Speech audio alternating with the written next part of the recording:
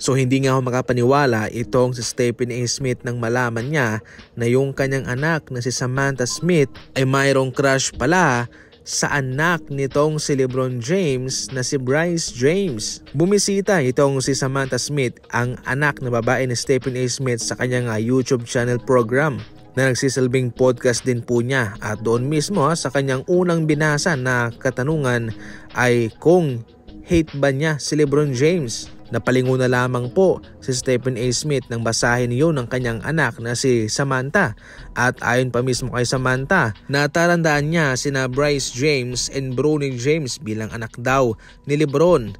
At heto pa, inamin niya mismo na noon daw ay crush niya si Bryce James dahil siya isang magaling na manlalaro.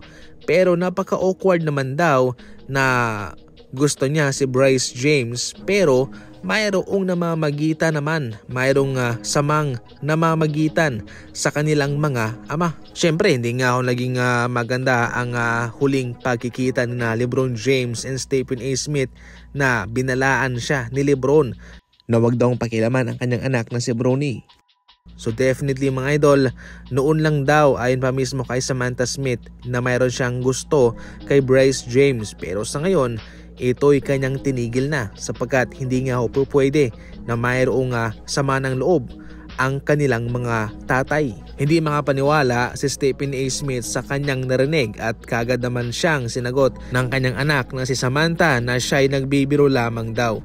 At ayon pa mismo kay Stephen A. Smith, sana nga.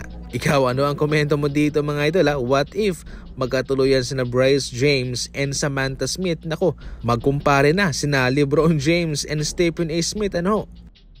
Samantala, inamin naman ng former Nuggets player na si Michael Porter Jr. kung ano raw yung kanilang naging problema sa kanilang pagdepensa sa kanilang title noong 2023. Ayon pa mismo kay Michael Porter Jr. na sa ngayon ay nasa Brooklyn Nets na, mayroong dalawang problema daw itong Nuggets noon. Unang-una yung kanilang championship hangover. Hindi raw masyadong mataas yung kanilang bakasyon, yung kanilang pagpapahinga. At inamin niya mismong wala rin po silang motibasyon para depensahan ang kanilang titulo.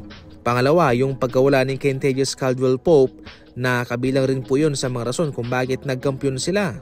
Inamin din naman ni Michael Porter Jr.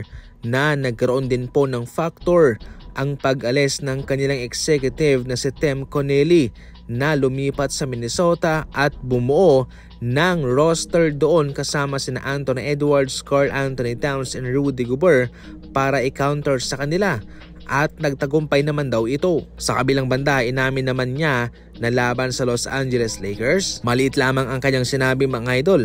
At definitely wala siyang kalam-alam kung ano talaga yung nangyayari sa kanila. Pero isa lang po ang kanyang alam, na palagi niya lang pinaglalaroan ang mga ito sa kanilang tapatan.